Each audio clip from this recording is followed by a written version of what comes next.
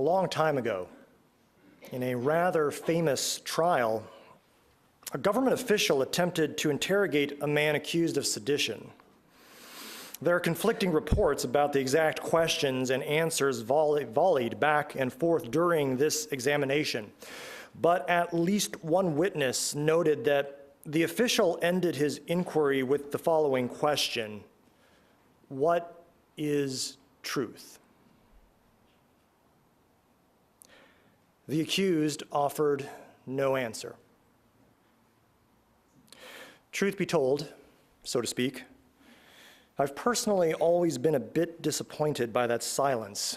I really would have liked to have heard his answer. Today we are continuing on with part 2 of our sermon series centering on our congregation's spoken affirmation. The line of text we are analyzing this morning is, "The quest for truth is our sacrament." As many of you may recall, I recently devoted an entire sermon to the topic of quests, so I won't spend much time on that topic again this morning. I'm going to move for now to the next big word in the text, and it is a big one: truth. I've only got 15, maybe 20 minutes at most to talk to you this morning before y'all walk out on me or maybe try to stone me with the hymnals, so I have to be brief. So I won't be able to talk this morning about every philosophical nuance related to truth. I'll be skipping over the various substantive philosophical theories related to truth. I'll be skipping over the question of whether objective truth even exists, the epistemological questions about whether or not we can have any real certainty about the truths that we do claim to know. For now, I'm going to be focusing today, nor will I be focusing today on our search for facts. You know, those little nuggets of true knowledge that we learned about in school, like Christopher Columbus was the first European to set foot on the New World, or there are 10 planets in our solar system, or the healthiest diet is a balance of the 4 food groups, or ducking and covering under your desk will protect you from a nuclear explosion. No, I want to talk to you this morning about something that I'm going to refer to as capital T truth. I'm certainly not the first to use this concept of truth spelled with a capital T. This idea has been used by several thinkers and writers, and I suppose that each has his or her own definition of the concept. So I guess that I would begin by defining capital T truths as those truths we know, not just in our minds, but also in our hearts. Capital T truths are often the truths that cannot be empirically proven because they are the truths that we feel. And that's okay that we can't prove them. I know the little scientist in each one of us feels much more comfortable in declaring something true after we've been able to test it. But remember, the truth is true regardless of whether or not it can be tested. The sun was always the center of our solar system even before we were able to prove it with mathematical formulas. Our capital T truths, though often unprovable, still are. In fact, science may not be the best lens through which to understand these truths. I find that this kind of truth is often better expressed and understood through art. Every one of us in here, I would bet, has had such an experience of truth in art. Perhaps it was a painting, perhaps one of these we see before us today. Perhaps it was a poem, maybe just a single line from a movie, a refrain from a song, with lyrics or without lyrics. Whatever it was for you, it contained a truth that resonated deep within you. It touched you at your core. And although it was a deeply personal and internal reaction, it likely also resulted in a physical manifestation. The French have a name for this phenomenon. It's called frisson. Frisson is defined as a sensation of shivering and getting goosebumps when exposed to an artistic stimuli that creates an overwhelming emotional response. Many of us in here today, we know this experience. Sometimes the truth we encounter in a song in a poem, in a movie. It's so strong that it will literally bring us to tears. Stupid, irrational tears that we can't understand or explain.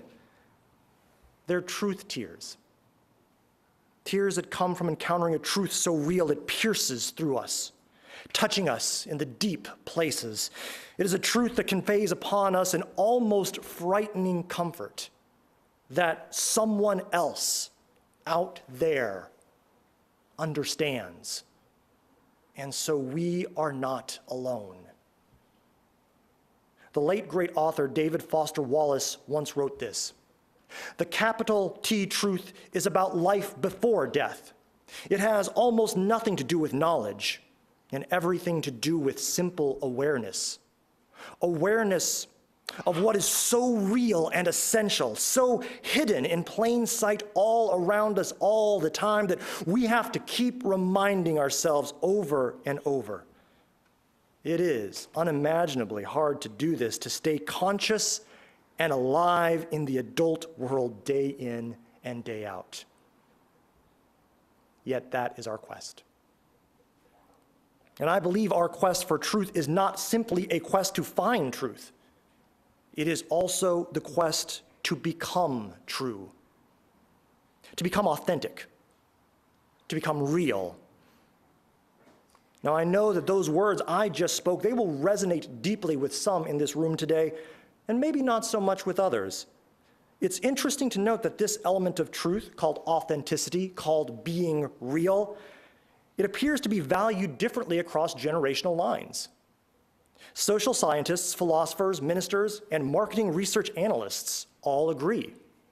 The concept of authenticity, of being real, is of special importance to Generation X and millennials. It has been said that authenticity is the core value of these postmodern generations. But for most boomers and the generations that precede them, authenticity has little extra meaning and no special value whatsoever.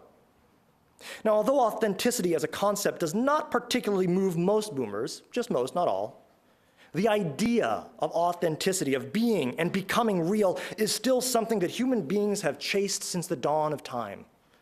The concept is key to many of our favorite archetypal stories. Perhaps you're all familiar with the story of Pygmalion, the ancient Greek sculptor who fell in love with one of his sculptures, which was eventually granted life, the gift of life, and was allowed to become real by the magic of Aphrodite. Think too of Pinocchio, the little puppet who would be a real boy.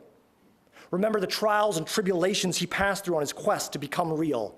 Remember the image of his creator father, supplicating at the feet of the blue fairy, praying, begging that his wooden child might become a real boy.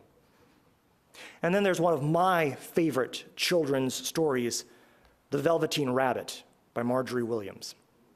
I see some knowing nods. For the uninitiated, the Velveteen Rabbit is a little toy rabbit who seeks the secret of becoming real.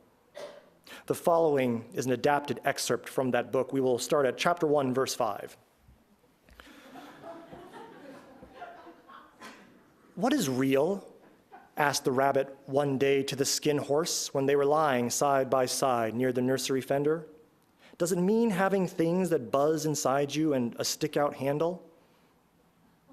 "Real isn't how you are made," said the skin horse. "It's a thing that happens to you." "Does it hurt?" asked the rabbit. "Sometimes," said the skin horse, for he was always truthful. "But when you are real, you don't mind being hurt." "Does it happen all at once? Like being wound up?" he asked, "or bit by bit?" "It doesn't happen all at once," said the skin horse. "You become. It takes a long time.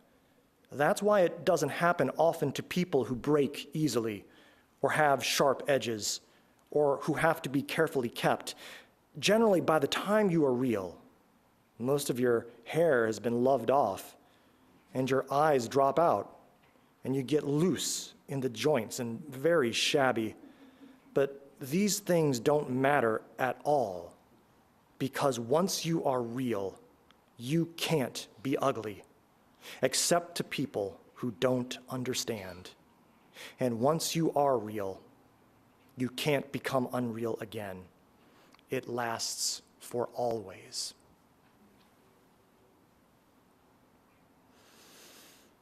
I don't know if the skin horse's kindly advice is true. I can't prove it in a lab, but it feels true. Both finding truth and becoming true, they are processes, journeys, quests. And that quest, according to our affirmation, is our sacrament. Let's take a moment to consider that word. Sacrament has an interesting etymology. It's Latin in origin and is related to the words sacred, solemn, and oath.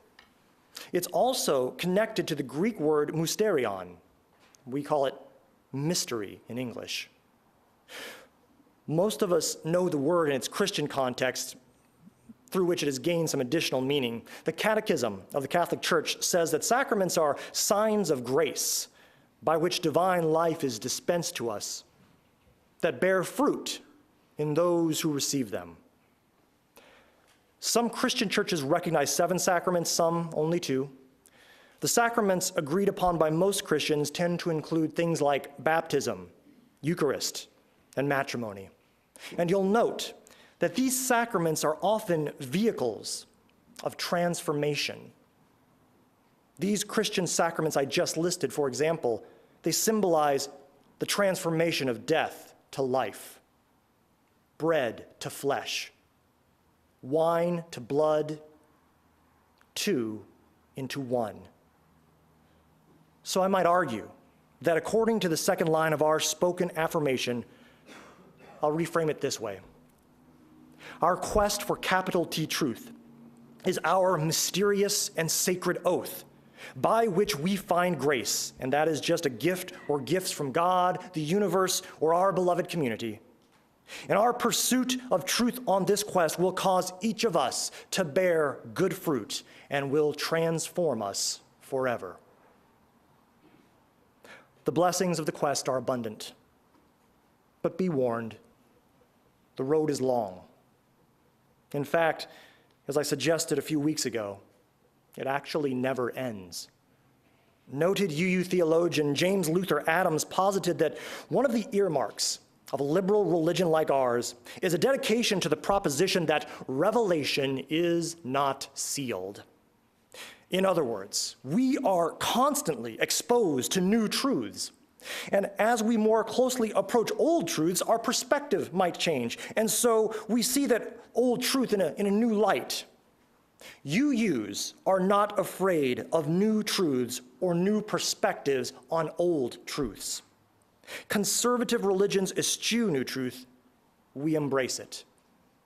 When the scientific theory of evolution was first introduced to the world, conservative religious systems could not make it fit into their existing literalist theology. So they discarded the science in favor of their existing theology.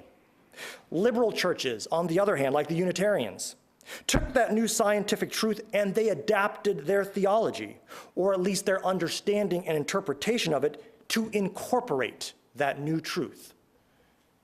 When we UUs receive a new piece to the puzzle that doesn't appear to fit the grand cosmic picture we have so meticulously been attempting to create, we do not immediately discard the new piece and assume it is not a part of the picture. Instead, we will humbly first re-examine the picture. We will reevaluate. And if that new puzzle piece still doesn't fit quite yet, we will hold on to it, along with the hope that perhaps one day other pieces that are yet still missing will appear and bridge the gap between what we hold as true now and the truth that we cannot yet fully understand. And because revelation is not sealed, we will never actually attain the ultimate goal of our quest. We will never attain absolute and final truth. We will never capture what we pursue. And so the quest will never end. But that is not a reason to despair. It is a reason to rejoice. Years ago, when I was an English teacher, I taught a short poem to all of my classes. It was a poem by Stephen Crane, and he was a real downer, if you didn't know, as you'll see. But anyway, the poem went like this. I saw a man pursuing the horizon. Round and round they sped. I was disturbed at this. I accosted the man. It is futile, I said. You can never. You lie, he cried, and ran on.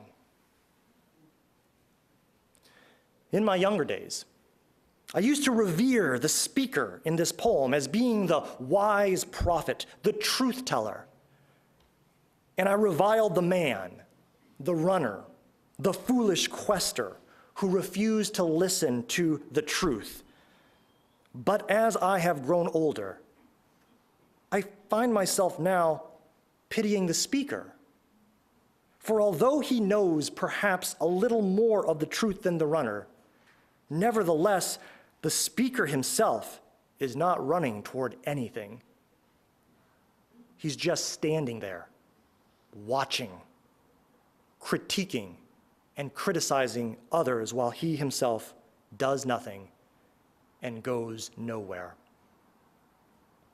I find these days that I now better identify with the deluded man in the poem who chases the uncatchable horizon, but not quite entirely. If I were to be given the opportunity to maybe make a small rewrite to this poem, I think I would flip the script and end it just slightly differently. If I were to rewrite this poem today, I think it would go like this. A man saw me pursuing the horizon. Round and round we sped. He was disturbed at this. He accosted me. It is futile, he said. You can never. I know, I cried with a smile and ran on. I believe with my whole heart that this never-ending quest is a beautiful blessing. The quest itself is a grace, a gift. And when I take the time to reflect on this fact, on this truth, my heart sings in gratitude. May your heart sing today as well. Blessed be.